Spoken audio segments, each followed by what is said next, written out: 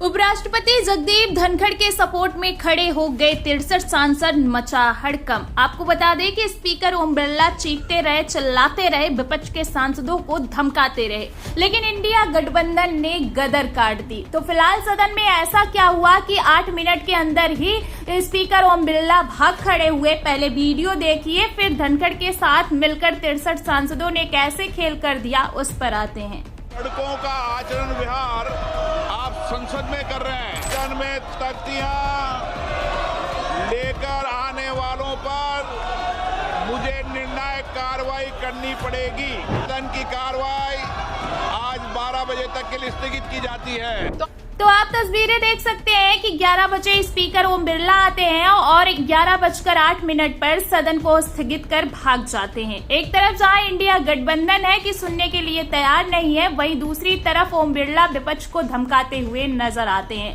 आपको बता दें कि आज सदन शुरू होते ही बवाल खड़ा हो गया और बवाल इस बात को लेकर खड़ा हो गया कि काले कपड़े सदन में घुमाए गए।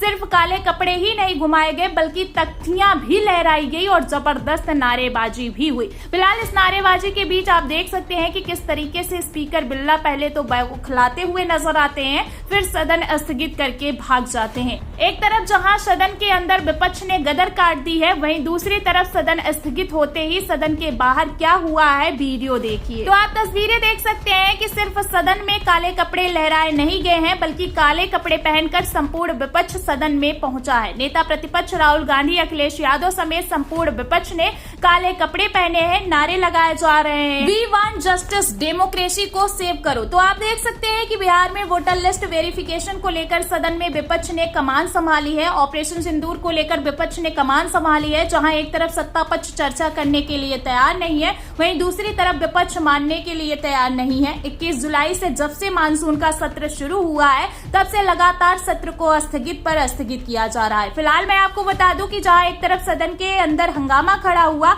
वहीं दूसरी तरफ सदन के बाहर भी बवाल हो गया। और कितना तगड़ा बवाल हुआ, इसका अंदाजा आप इस बात से लगा सकते हैं कि खुद गृह मंत्री अमित शाह ने स्पीकर बिरला के घर पर जाकर मीटिंग बुलाई है। खबर भी मौजूद है, खबर आप देख सकते हैं, अमर उजाला की खबर है और इसमें लिखा हुआ है कि जस्टिस यशवंत वर्मा पर लोकसभा में महाभियोग लाने की तैयारी तेज, अमित शाह और ओम बिरला के बीच अहम बैठक हुई। तो ये बैठक अगर चाहते तो सदन में भी हो सकती थी, आखिर क्यों सदन के बाहर इस बैठक को ऑर्गेनाइज किया गया। मैं खबर का मेन पॉइंट आपको पढ़कर सुना देती हूँ। आप देखिए, आज तक की खबर है, इसमें लिखा हुआ है कि लोकसभा में सत्ता पक्ष के 152 सांसदों ने जस्टिस वर्मा के खिलाफ लाए गए नोटिस पर साइन किए हैं, जबकि राज्यसभा में विपक्ष की ओर से लाए गए प्रस्ताव को 50 से ज्यादा सांसदों का समर्थन हासिल हुआ है। तो मैं आपको बता दूं कि 21 जुलाई को जब मानसून सत्र शुरू हुआ, उसी दिन लोकसभा और राज्यसभा में जस्टिस वर्मा के कैश कांड के खिलाफ महाभियोग चलाने के लिए प्रस्ताव लाया गया। प्रस्ताव पेश किया गया। पहले तो प्रस्ताव धनखड़ को दिया गया और बाद में लोकसभा स्पीकर ओम बिरला को भी सांसदों ने प्रस्ताव थमाया। आपको बता दें कि रूल ये कहता है कि जब भी किसी जज के खिलाफ महाभियोग चलाया जाता है और एक ही दिन दोनों सदनों में प्रस्ताव आता है, तो जिस सदन में पहले प्रस्ताव आता है उस प्रस्ताव को कंसीडर कर लिया जाता है। तो यहाँ पर मैं आपको बता दूं कि धनखड़ ने बाजी मार ली है। जगदीप धनखड़ ने तुरंत प्रस्ताव को स्वीकार कर लिया, वो भी उस प्रस्ताव को स्वीकार कर लिया जिस पर सिर्फ और सिर्फ विपक्षी सांसदों के हस्ताक्षर थे। आपको बता दें कि राज्यसभा में प्रस्ताव को पारित करने के लिए 50 सांसदों के हस्ताक्षर चाहिए होते हैं। इसमें 50 से ज्यादा सांसदों के हस्ताक्षर तो मौजूद थे, लेकिन सारे के सारे विपक्षी सांसद थे। इसको लेकर बवाल खड़ा हो गया है और कितना तगड़ा ये बवाल खड़ा हुआ है आप देख सकते हैं, आप अच्छे से जानते हैं। आपको बता दें कि जैसे ही खबर निकलकर सामने आई कि धनखड़ ने भारतीय जनता पार्टी के खिलाफ जाकर विपक्ष के सांसदों के प्रस्ताव को स्वीकार कर लिया है और जस्टिस वर्मा पर महाभियोग चलाने की तैयारी कर ली है, तुरंत आनन फानन में रक्षा मंत्री के ऑफिस में मीटिंग बुलाई गई है। और मीटिंग के बाद क्या हुआ है, सांसदों से कोरे कागज पर हस्ताक्षर करवाए गए हैं। आपको बता दें कि 100 से ज्यादा सांसदों के से जो है कोरे कागज पर हस्ताक्षर करवा लिए गए हैं। भारतीय जनता पार्टी के सांसदों पर दबाव बनाया जा रहा है और ये खबर किसी और ने नहीं, बल्कि खुद भारतीय जनता पार्टी के सांसद ने नाम न बताने की शर्त पर लीक की है। तो इन्हीं एक एक खबरों से आप अंदाजा लगा सकते हैं कि सिर्फ सदन के अंदर ही नहीं, सदन के बाहर भी बवाल मचा हुआ है। दरअसल यही प्रस्ताव एक्सेप्ट करना धनखड़ के इस्तीफे की वजह बन चुका है। आपको बता दें कि नियम ये कहता है कि अगर राज्यसभा ने प्रस्ताव को एक्सेप्ट कर लिया तो राज्यसभा का सभापति कमेटी को गठित करेगा और जिस भी जस्टिस के खिलाफ महाभियोग चलाना है उस पर एक्शन लेगा।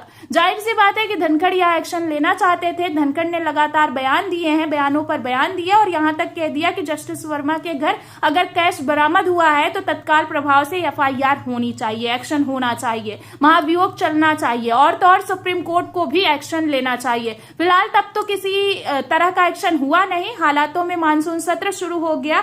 धनखड़ ने विपक्ष के 63 सांसदों के साथ मिलकर खेला करने की कोशिश की। फिलहाल यह पूरा का पूरा खेल अब फेल हो चुका है। धनखड़ का इस्तीफा हो चुका है और गृह मंत्री अमित शाह ने स्पीकर ओम बिरला के साथ मीटिंग करके अब लोकसभा में प्रस्ताव को रख दिया है।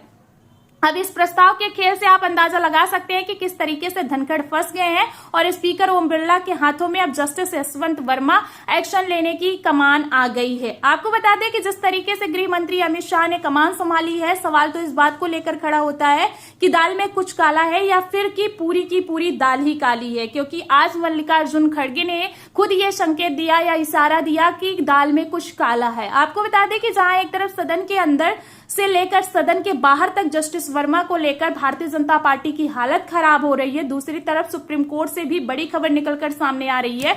सुप्रीम कोर्ट में सीजेआई गवाई ने जस्टिस वर्मा के केस से खुद ही किनारा कर लिया है। जी हाँ, आपको बता दें कि चौंकिए मत, खबर देखिए, जनसत्ता की है। इसमें लिखा हुआ है कि मैं इस मामले में सुनवाई नहीं कर सकता। जस्टिस वर्मा मामले में सीजेआई बीआर गवई ने खुद को अलग किया। सुनवाई के लिए तैयार हो गया सुप्रीम कोर्ट, तो सुप्रीम कोर्ट में भी जस्टिस वर्मा के केस पर सुनवाई होगी, लेकिन सीजेआई गवई सुनवाई नहीं करेंगे और सदन में भी महाभियोग का प्रस्ताव चलेगा, लेकिन धनखड़ इस पर एक्शन नहीं लेंगे। फिलहाल जिस तरीके से चौतरफा खेल को फंसाया गया है, गृह मंत्री अमित शाह ने खुद एक्शन लिया है। ऐसे हालातों में आपको क्या लगता है, जस्टिस वर्मा के घर बरामद हुआ कैश आखिर किसका है और क्या इस कैश कांड को छुपाने के लिए पूरा सिस्टम काम कर रहा है? फिलहाल इस सवाल के जवाब में इस पूरी खबर पर आप सभी का क्या कहना है, सदन के अंदर की कार्रवाई पर और बाहर चल रहे खेल पर जो भी आप सभी की राय है कमेंट में हमें जरूर बताएं।